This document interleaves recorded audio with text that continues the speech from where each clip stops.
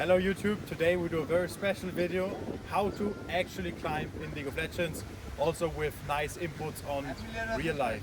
We're here in Greece, Katerini, really beautiful, and we got a lot of questions on me throughout all the years on people that are stuck and want to get better in League of Legends and also in life. We have here my own coaching client, Coach Andy. He used to be my coaching client back in the days when he was silver tier. He was 45 years old and climbed now to master tier, and he's now a full-time coach himself, and I'm here in Greece with him organizing this big Greece bootcamp.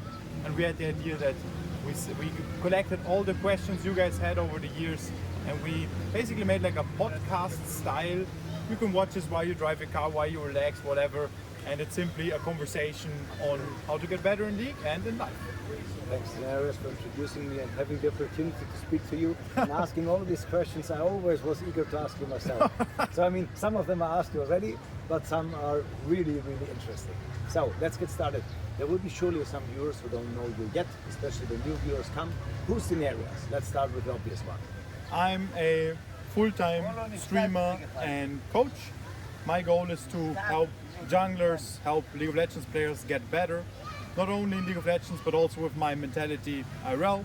And I'm a challenger player since 8 years. I got rank 1 on the European server, rank 8 on the Korean server, and then a lot of different servers challenger, and I simply love the game and love competing. Awesome. I mean, Austria is not exactly known as a League of Legends powerhouse, let's call it like that. Was it some kind of disadvantage, or was it like, it doesn't really matter where you're coming from, or did it matter at all while you were streaming, especially since you're streaming English? Honestly, I don't really think it matters if I'm coming necessarily from Austria. I think what did matter is the kind of family I grew up with, because I have a very supportive family that always wanted to help me become the best version of myself. I think in Austria in general, I'm very happy and proud of my country, so I think we have a lot of beautiful and blessed people that have similar situations and opportunities. Awesome, nice to hear. When exactly did you realize, hey, that's exactly what I want to do? Streaming, content creating, I mean, was it just an accident? Was it really planned? Was it a mixture of both? I mean, to be fair, season 5, when I was 14, 15 years old, the first time I reached Master Tier, I played Yasuo mid lane, Kha'Zix jungle, Master Yi jungle, Vayne ADC, and I was crying in my room because I really wanted to be a professional player, playing like Bjergsen on stage. So the fire came from back in the days already, but I would say the real inspiration was 2022 when I decided to do it full time, both content creation and coaching, when I simply saw my clients being happy. When I got questions, and then a month later, people with follow-up answers telling me that they improved in their lives. And I think in general, looking back now with all the experience that I have, when I choose any career, I think I want to have the opportunity to impact lives, myself and others. So I think both the competitive spirit and also the goal of making this world a better place makes this a wonderful opportunity. Awesome. I mean, I remember, I think you had a huge spike in viewers when you were in Korea, and then when you hit rank 1, really? Rank 1 climb, the notorious rank 1 climb, I call it.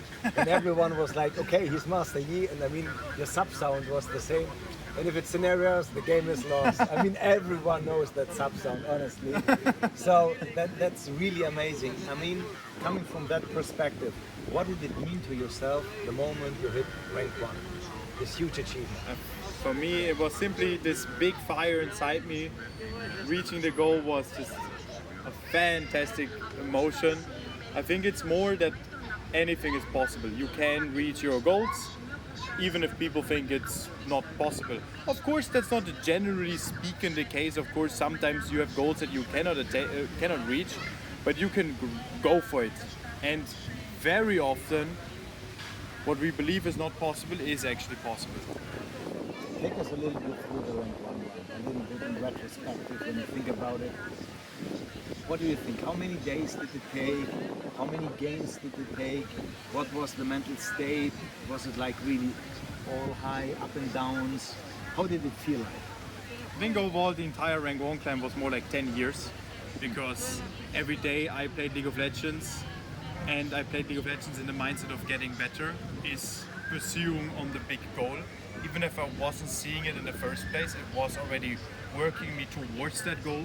The feeling reaching it is phenomenal. Like, I feel very blessed, and it is absolutely amazing. I think if we talk about the last stages of the grind, there was a lot of course, back and forth. Is it possible? Is it not possible? What do I want to do in my life in general? You know, all these questions. But in the end, all of these questions don't really matter, because it was straight up a fact that I'm going to work towards the goal anyways. You know, apart from if I actually reach it. What does that mean? Let's say I'm 60 years old and I didn't reach rank 1 back in the days, right? Then I wouldn't be like, yeah, I'm so sad I invested time into becoming the best version of myself in League of Legends and in real life. That would never be the question. So for me, it wasn't a question if it's doable or can I reach this top of the mountain. I just did it basically with the mindset that I want to make it.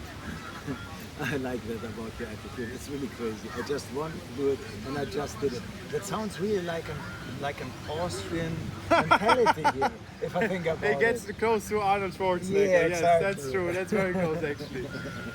Funny to hear. He inspired me also back in the days. That's true. I can imagine. If you had to do the rank 1 run again, what would you do now differently? Be more open-minded to my own mistakes and reflective. Generally speaking, being more reflective. I was and I am.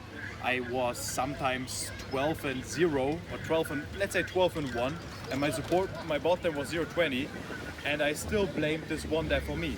Especially on my peak rank 1 time, I take full accountability. But was it really full accountability? I think in general, when I look back, if I was more reflective in League of Legends and in real life, I would, just have maybe reached these goals faster. I remember also that I was very often questionable if I even want to go for League of Legends full time. I would have done it earlier. So, yeah, if I did anything different, I would have done it earlier, faster, better, smarter. With the current knowledge I have, I could have done all these things.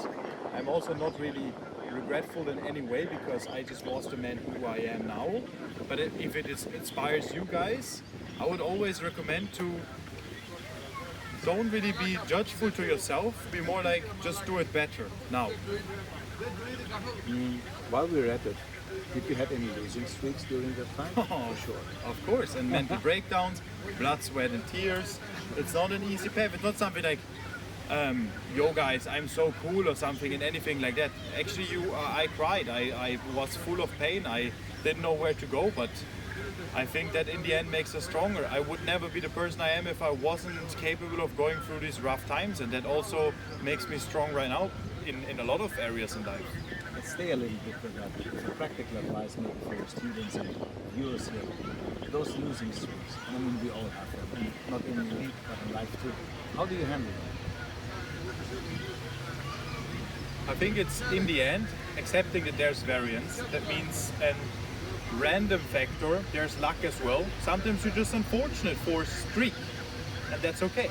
But in the end, let's take League of Legends as an example.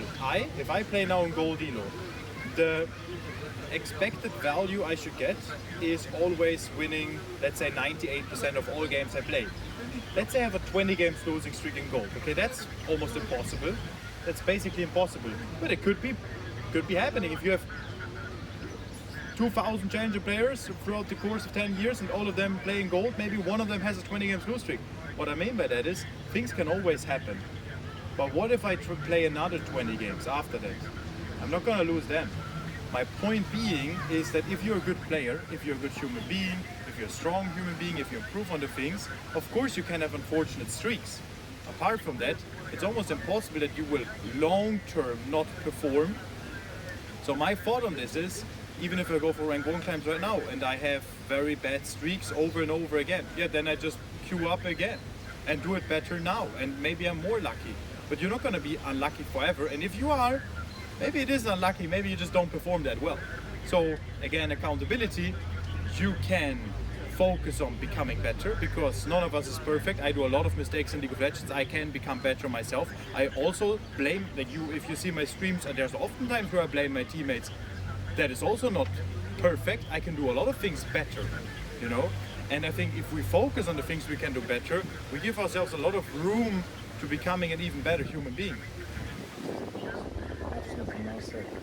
I mean, while we're at it, you're mostly known, or I think a lot of the viewers from the past, mostly for many years now, they know you as that E player, that E one trick a little bit. Of course. But people that know you better and watch your streams and see your content, I mean, you're an awesome player on any channel. If people would know how good your Lee Sin is, for example, or your Yon or Yasuo, as you explained it, yeah, people don't believe that if they don't see it, but it's a fact. So, why I'm talking about that, in some situations, Yi is unplayable, yeah, or close to unplayable, where you're like, okay, I can't play Yi here now. And I think for a lot of your students and viewers that are mostly playing Yi, there are situations where they should play another champion. What would the team comp look like where you be like, okay, in that situation or under these circumstances, patch-wise or any other meta state, I wouldn't recommend people playing Yi. So have like not a specific advice for now, for the meta right now, but more in general terms. I think in general you should always focus on understanding the game itself, not just the champion you play. So of course champion mastery is going to be insanely important for your long-term growth. I would recommend anyone though to learn 2 champions at a very high skill level, because if you learn 2, there's no way around it that you understand the game very well. So let's take my Lee Sin for example. My Lee Sin is not as good as, let's take Natty Net's Lee Sin, is not as good as Roxas Lee Sin. Okay, but it doesn't need to. I could still play Lee Sin on Challenger level. Yeah, but I never played Lee Sin, so how is my Lee Sin Challenger? It's single-handedly for the knowledge I have for the game, which is necessary to learn if you want to become good on all these champions, or in general climb on those champions. I needed to learn the skill of like understanding the game very well. So my advice here is, in general, always focusing on learning the game, not only learning to win with your champion alone. So understanding the game on a deeper level. While we're at understanding the game, I think that's something people misunderstand, or I mean they hear it, but they can't really feel it or understand it. Because if you're often like some of your statements is like, okay, a ranked 1 challenger is so much more skillful than a high challenger, and so much more skillful than a master player or a grandmaster player, for example. So to bring that a little bit in comparison, if we take the average elos, which people know and they're used to, like from Iron to Master, can you even compare the skill difference? I don't think it helps us comparing the skill difference in the first place. It's not really comparable, but it's in the end just relative. Because relatively speaking, the skill difference from a challenger player and a rank 1 player is way extremely huge, of course. And relatively speaking, a master tier, let's say a grandmaster player, would snowball in a silver game way harder than a rank 1 player would snowball in a challenger game, of course. But so it's not a linear skill set. But I don't really think that is necessary even to compare.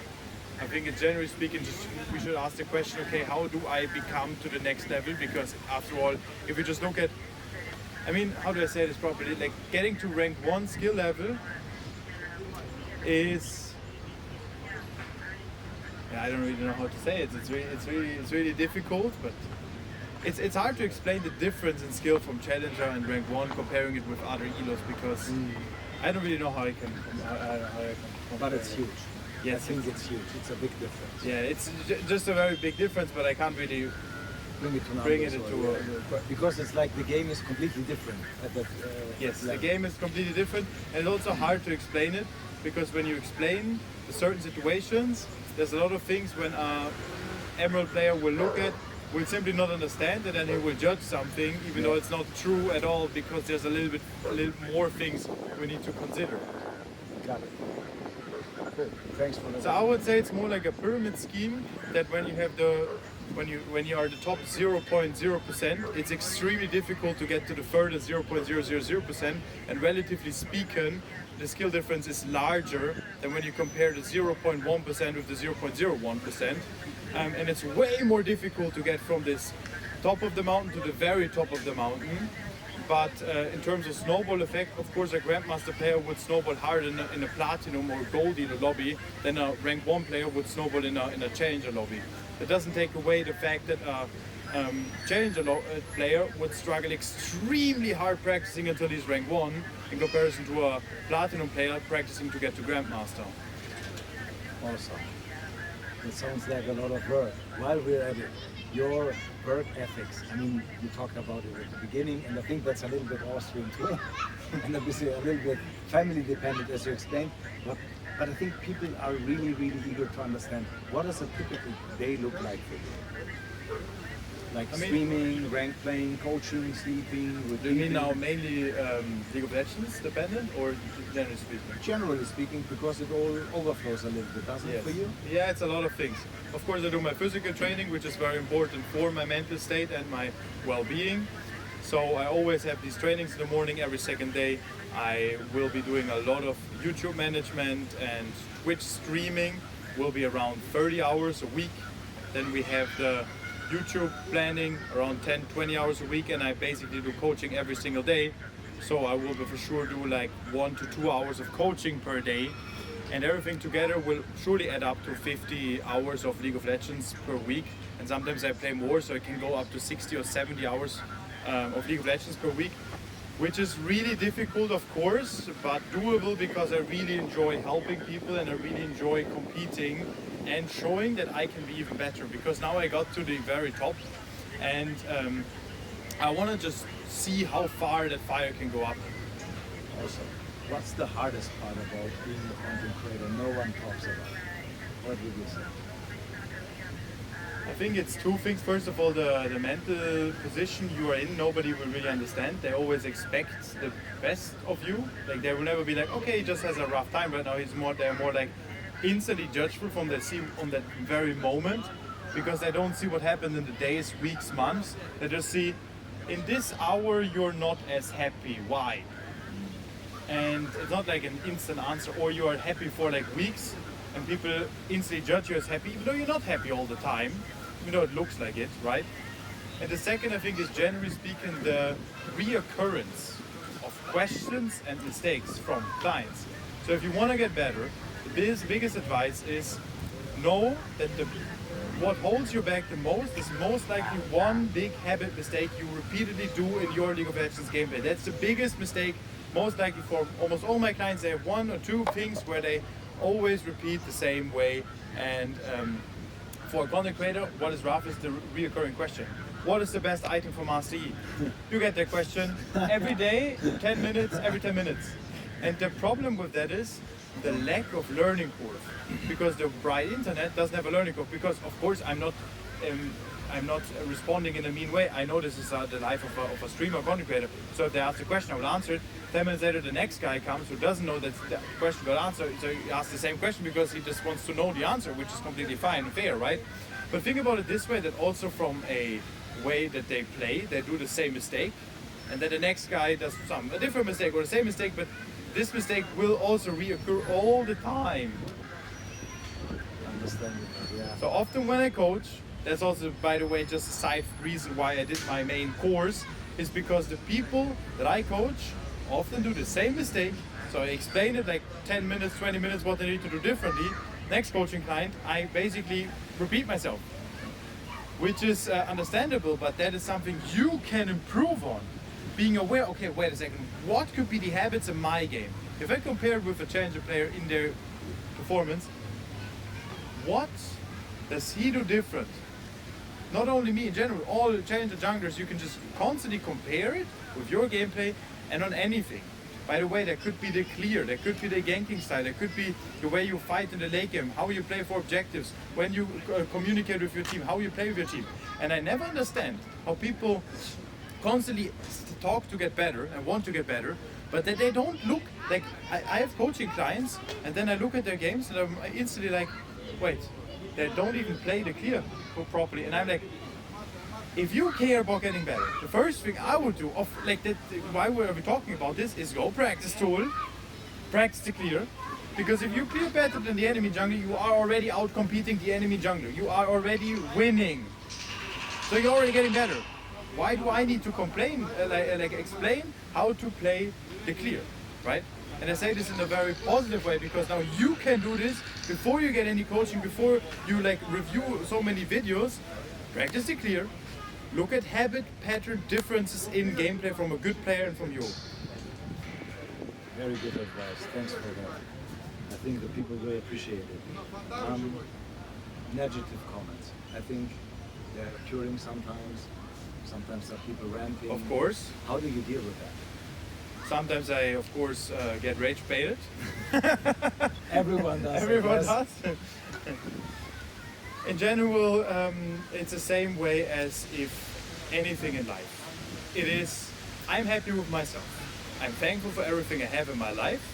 So nothing from the outside can do me any harm. That's a very positive thing. Because let's say your relationship doesn't work well. Let's say your friends are maybe a little bit angry at you, you do something, or they have some issues or whatever. Or you're struggling in League of Legends in your games and you're getting flamed all the time, or people just shout at you or mean, whatever. In the end, apart from all of the outside, I'm happy. And I make sure I'm happy in taking care of my physical, mental health, of any parts of my life. I need to actively take care of, so that's work. You need to do a lot to be in a good shape, spiritually and in everything, you know. But because I'm happy and thankful, I'm in peace. And when I'm in peace, of course, I sometimes get rage baited, and that, of course, I can lose my temper as well.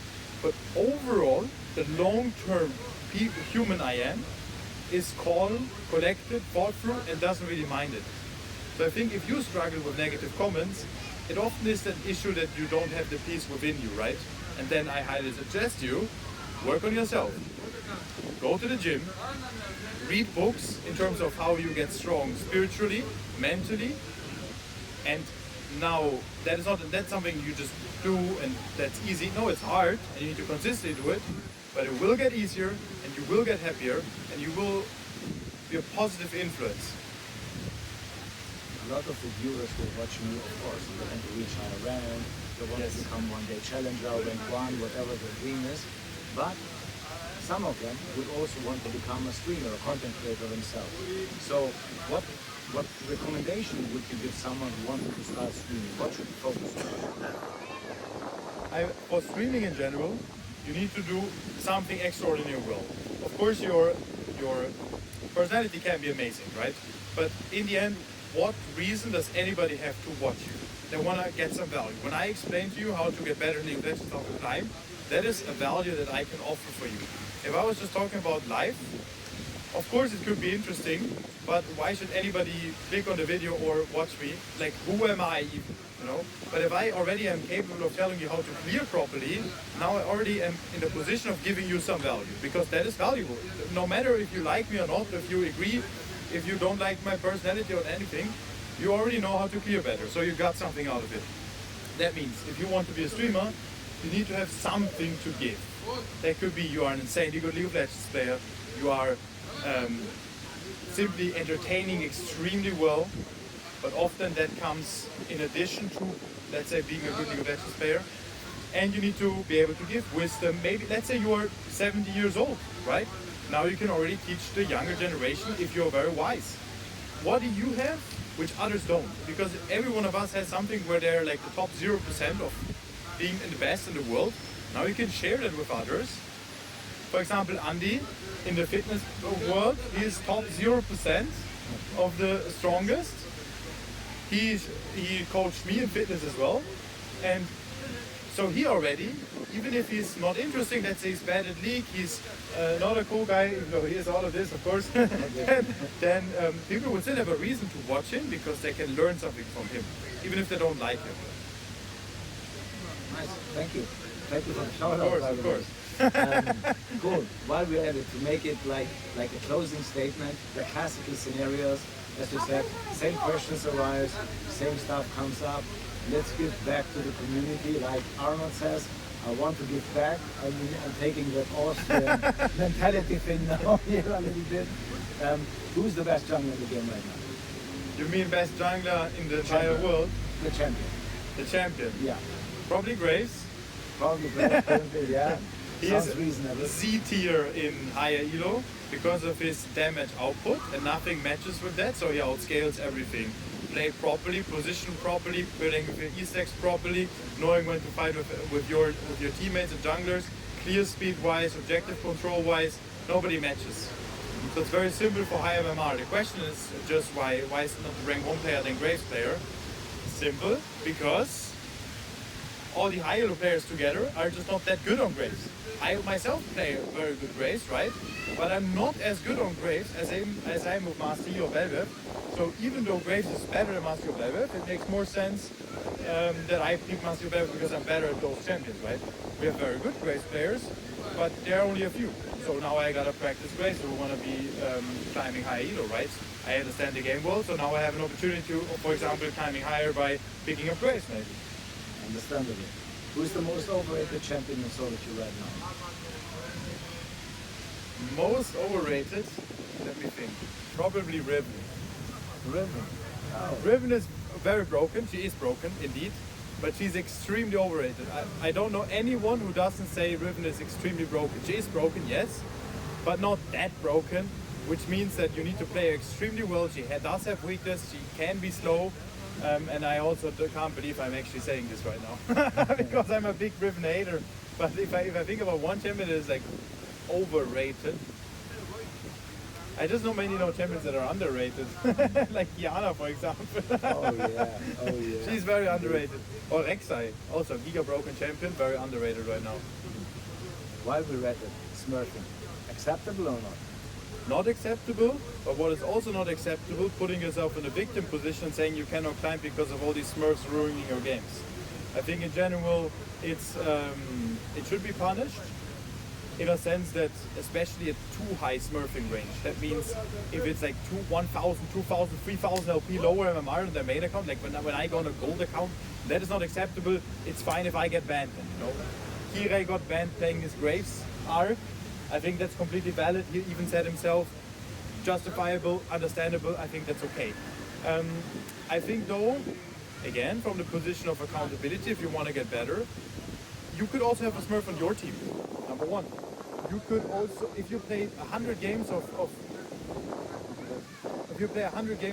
League of Legends, you have maybe only 10 games, or 20 games where you play against a Smurf. Cool. If you were in the position to make one change to League of Legends today, what would you change? One change to League of Legends.